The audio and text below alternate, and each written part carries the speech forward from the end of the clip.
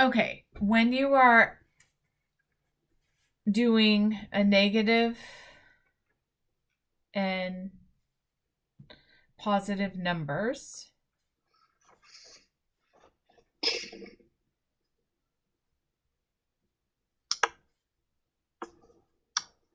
you are going to do biggest integer wins a sign. So is this the biggest integer or is this the biggest integer? This is the biggest integer, so my answer is going to be negative. Now I look what comes before the number, and they are both negative numbers.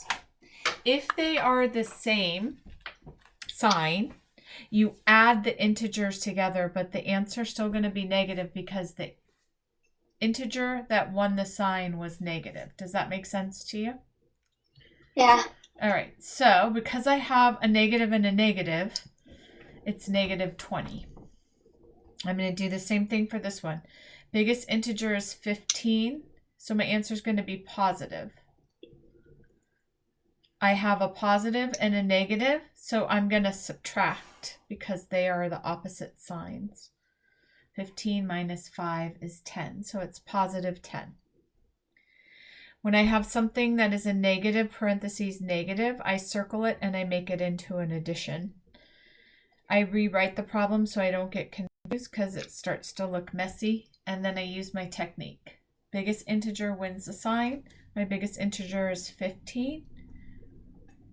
I have a positive and a negative that comes right before my integer, so I subtract. My answer is going to be positive because 15 was my biggest integer. So my answer is positive 10.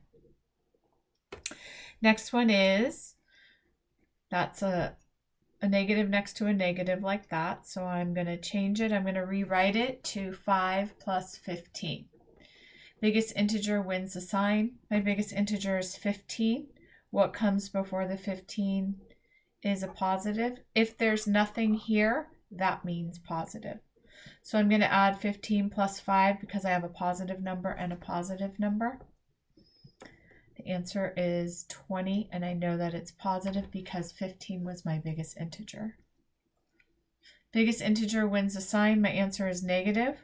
I have a negative and a positive, so I subtract. 15 minus 5 is 10.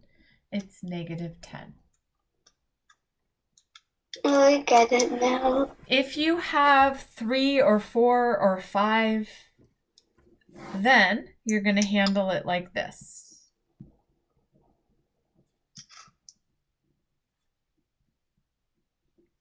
I am going to find my positive numbers and I'm going to circle them. I know they're positive numbers because it is the sign that comes right before the integer. So I have 28 plus 4 is 32, and I know that this is positive because I have a positive and a positive. Now I'm going to deal with the negatives. I have 36 and 17. I have a negative and a negative, so I'm going to add them together, but I know my answer is negative. So then I add those together and it's 53. I know it's a negative, and this is positive 32. So then here's the problem that I'm working with. Now I say biggest integer wins the sign. My biggest integer is 53, so my answer is negative. I have a positive and a negative, so I subtract. 53 minus 32 is 21, and I know my answer is negative.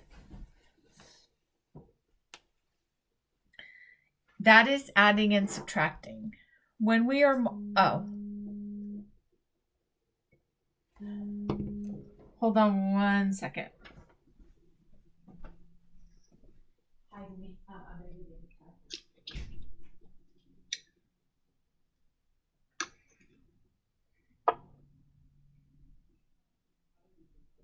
Love poo.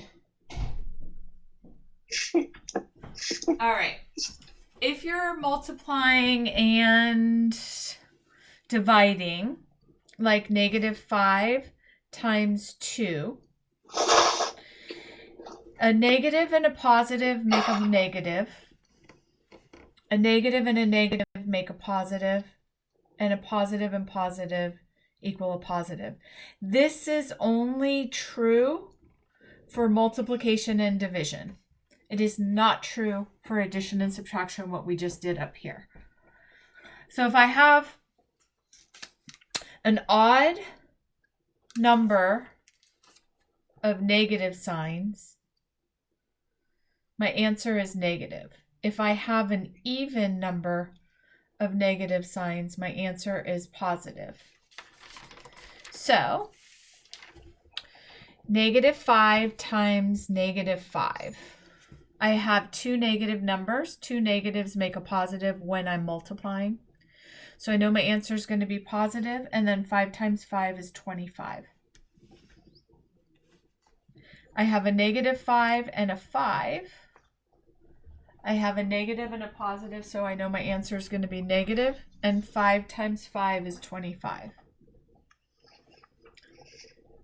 Does that make sense to you? Yeah. And then, of course, two positive numbers. 5 times 5 is just a regular old positive 25. Okay, now we have odds and evens. So suppose I have 4 or 5, it doesn't matter, times -1, 3, 2, 1, -5. Doesn't matter how many numbers I have. I count the number of negative signs. I have 2.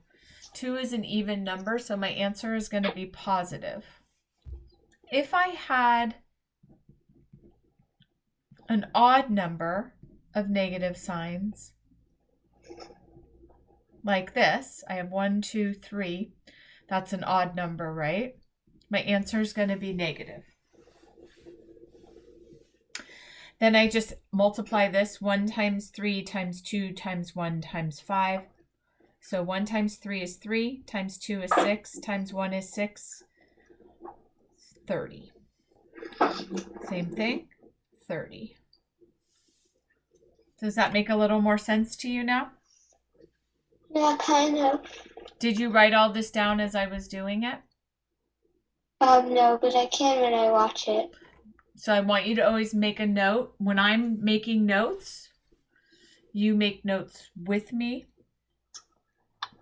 And then you'll have it down. And then if you need to fill in the notes because you didn't do the same exact thing, then you can fill it in. But part of being in middle school is taking notes when your person explaining something is doing that. Okay, when you're dividing, 2 negatives make a positive.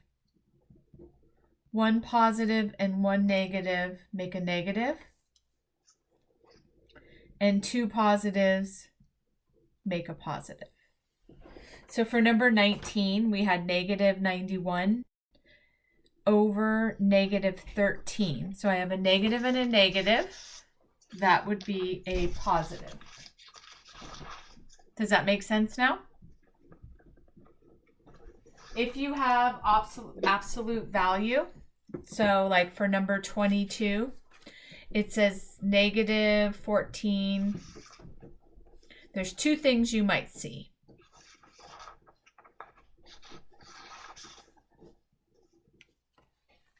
You might see just an absolute value, which then clears out the negative, so it'd be 14 over 21.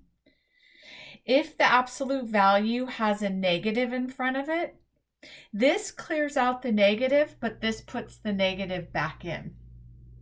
So this one would be -1421. And it's only when the negative is outside of the absolute value. When it's inside the absolute value, it clears it out just to a plain old 14. Does that make a little bit of sense to you? Yeah, I already guessed that, like when it happened. I didn't know, I just sort of guessed. Perfect. That's awesome.